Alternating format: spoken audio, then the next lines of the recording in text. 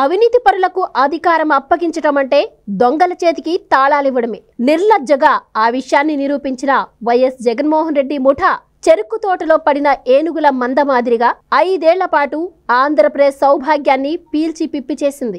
ముఖ్యంగా జై గ్యాంగ్ ముందుండి నడిపించిన మద్యం కుంభకోణమైతే రాష్ట్ర సంపదనే కాదు, ప్రజారోగ్యాన్ని, ప్రజాస్వామ్యంపై ప్రజల నమ్మకాన్ని నమిలి మింగేసింది. స్వతంత్ర భారత చరిత్రలోనే ఎప్పుడు ఎక్కడ కని విని ఎరుగని స్థాయిలో సాగిన ఆ స్వహా పర్వానికి సంబంధించి సిట్ దర్యాప్తులో ఎన్నో ఆధారాలు వెలుగు చూస్తున్నాయి. రాజకీయ అవినీతిని వ్యవస్థీకృతం చేసిన వైకాపా పెద్దలు ప్రజాధనాన్ని కొల్లగొట్టడానికి, అలా దోచుకున్న సొమ్మును దాచుకోవడానికి ఎన్నెన్ని పన్నాగాలకు పాల్పడ్డారో అవి చాటి చెబుతున్నాయి. పూర్వం బందిపోట్లు తాము కాజేసిన నగా నట్రా ఎవరికంటా పడకుండా కారడవుల్లో కప్పెట్టేసేవారు. దోపిడీలో వాళ్లను మించిపోయిన జగన్ పార్టీ మద్యం మాఫియా జనారణ్యంలోనే డెల్లు తెరిచి కోట్ల కొద్దీ ముడుపుల సొమ్మును అక్కడ గుట్టుగా దాచింది. అలాంటి డెల్లోని ఒకదాని తలుపును సిట్ తెరిపించడంతో 11 కోట్ల నోటకట్టలు బయటపడ్డాయి. తమ భోషానాలను నింపుకోవడానికి ఎందరో ఆడబిడ్డల తాళిబొట్లు తెంపేసిన ఓ వైసీపీ లిక్కర్ సిండికేట్ జనతంత్ర తులసీవనంలో ఓ గంజాయి మొక్క, దానికి పాదులు తీసి ఆ విష వృక్ష ఫలాలను ఆబగా ఆరగించిన అంతిమ లబ్ధిదారుకు కూడా బేడీలు పడాలని ఏపీ ప్రజానికం గట్టిగా గళమెత్తుతోంది. ఇప్పుడు మద్యం విక్రయాలను ప్రభుత్వమే నిర్వహించినప్పుడు ఇక కుంభకోణం ఎలా జరుగుతుందని జగన్ జమానాలో సకల శాఖ మంత్రిగా రాచభోగాలు అనుభవించిన సజ్జల రామకృష్ణారెడ్డి అమాయకత్వం ఒలకబోస్తున్నారు. కానీ వైసీపీ అధికారంలోకి రాగానే మద్యం విధానాన్ని మార్చిందే ముడుపుల మేత కోసమన్నది రాష్ట్ర ప్రజలందరికీ తెలిసిన వాస్తవం. మద్యం తయారీ మొదలు అమ్మకాల వరకు మొత్తం వ్యవస్థను చెరబట్టిన జగన్ పార్టీ పెత్తందారులు ఏపీ ఎస్పీసీఎల్ దగ్గర నమోదైన 111 కంపెనీల్లో 40 సంస్థలకే 90% ఆర్డర్లు కట్టబెట్టారు.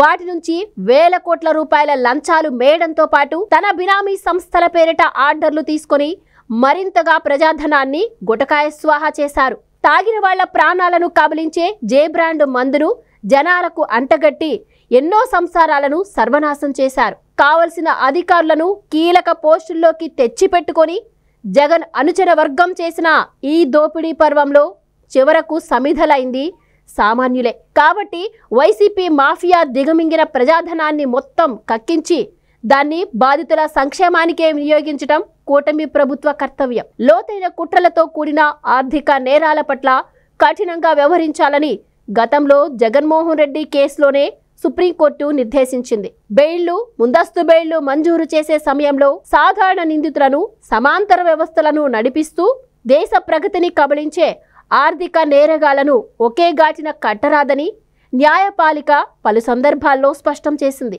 జగన్ పార్టీ ప్రాయోజిత మద్యం కుంభకోణం తీవ్రస్థాయి ఆర్థిక నేరమే కాదు, ఎన్నో కుటుంబాలను ఛిద్రం చేసిన మహాపాతకం. దానికి పథకరచన చేసిన వారు, అందులో భాగస్వాములైన వాళ్ళు ప్రతి ఒక్కరూ కఠిన దండనలకు అర్హులు.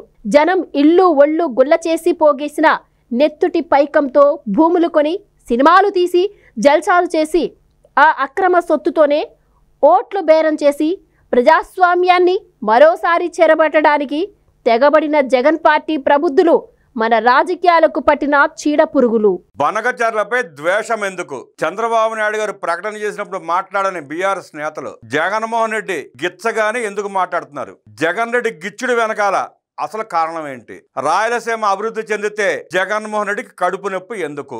జగన్మోహన్ రెడ్డి ఎందుకు తెలంగాణ ప్రాంత బీఆర్ఎస్ నాయకులను రెచ్చగొట్టి బనకచర్ల మీద పదే పదే మాట్లాడిస్తున్నాడు?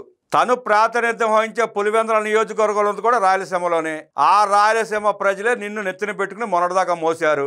నిన్ను, నీ కుటుంబాన్ని 40 సంవత్సరాలుగా భరించారు. ఆ రాయలసీమ రైతులకి, ఆ రాయలసీమ ప్రజలకి తాగునీరు, సాగునీరు ఇచ్చే బనకచర్ల ప్రాజెక్టుని ఎందుకు వ్యతిరేకిస్తావు? జగన్ రెడ్డి సమాధానం చెప్పాలి. బీఆర్ఎస్ నాయకులు లేవనెత్తే ప్రతి ప్రశ్నకి జగన్మోహన్ రెడ్డి సమాధానం చెప్పాలి. ఆ ప్రాజెక్టుని ఎందుకు అడ్డుకుంటున్నావో, ఎందుకు అడ్డగిస్తున్నావో, ఎందుకు నీ మంది చేత మాట్లాడిస్తున్నావో ఆంధ్రప్రదేశ్ ప్రజలకి, ముఖ్యంగా రాయలసీమ ప్రజలకి సమాధానం చెప్పి తీరాల్సిందే. అదే సోమిరెడ్డి చంద్రమోహన్ రెడ్డి గారు ప్రశ్నిస్తున్నారు.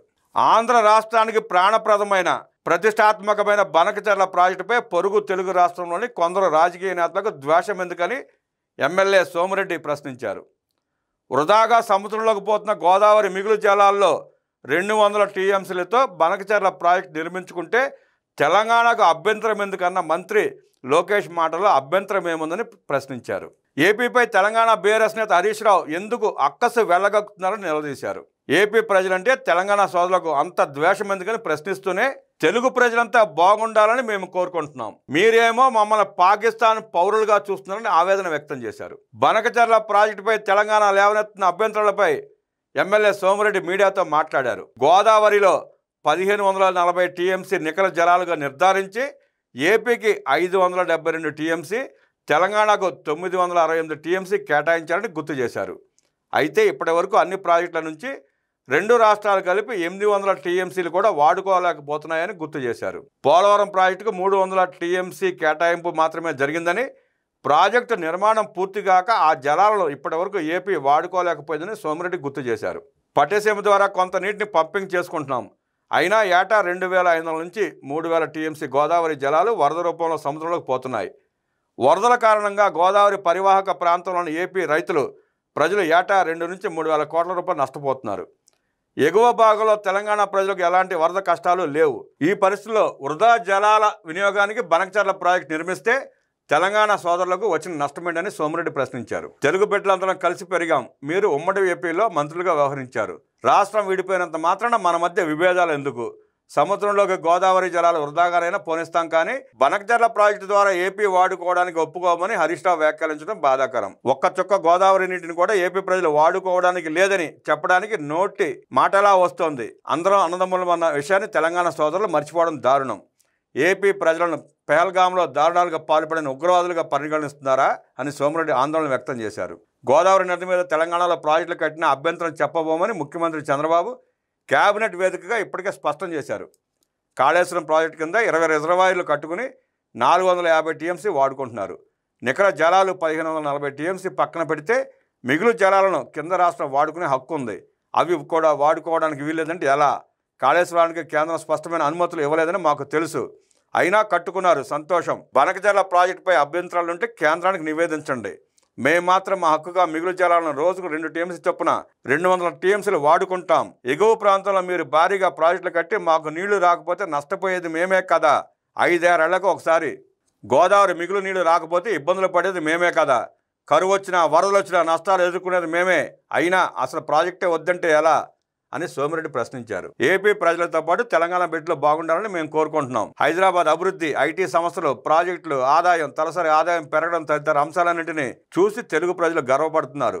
ఏపీలో ఓడరేవుల ఏర్పాటు, కొత్త పరిశ్రమల స్థాపనకు మీరు స్వాగతించి సంతోషించండి. తెలుగు రాష్ట్రాలు సంపూర్ణంగా అభివృద్ధి చెందాలని, దేశంలోనే అగ్రస్థానంలోనే నిలవాలని మేము ఆకాంక్షిస్తాం. కేసీఆర్తో కలిసి మేమంతా ఉమ్మడి ఏపీలో ఎమ్మెల్యేలుగా, మంత్రులుగా పనిచేశాం, స్నేహితులుగా మెలిగాం. తెలంగాణ సోదరులు ఆలోచించండి, దయచేసి మమ్మల్ని ద్వేషించకండి. ఏపీ ప్రజలను కూడా మీ కుటుంబ సభ్యులాగానే భావించండి. కరువు పరిస్థితులను ఎదుర్కొనే రాయలసీమ ప్రాంతానికి మిగులు జలాలను తరలించేందుకు బనకచెర్ల ప్రాజెక్టు చేపడుతున్నాం. ఏడాదికి ఒక పంట పండించుకుంటే రాయలసీమ ప్రజలు కూడా అందరితో పాటుగా సంతోషంగా ఉంటారు. రాయలసీమ, నెల్లూరు, పల్నాడు ప్రాంతాల్లో 60 టీఎంసీలతో అదనంగా 7,42,000 ఎకరాలను సాగులోకి తెచ్చుకునే అవకాశం ఉంది. మరో 20 టీఎంసీలతో 2,58,000 ఎకరాల ఆయకట్టును స్థిరీకరించుకోవచ్చు. 80 లక్షల మందికి తాగునీటి కోసం 20 టీఎంసీ, పరిశ్రమలకు మరో 20 టీఎంసీలు కేటాయించేందుకు ఈ ప్రాజెక్టు చేపడుతున్నాం. గోదావరి జలాలు ఏపీకి తెచ్చి రాయలసీమను రత్నాలసీమగా మారుస్తానని కేసీఆర్ ఇచ్చిన మాటను మర్చిపోతే ఎలా అని సోమిరెడ్డి ప్రశ్నించారు. ఏపీ అవసరాలను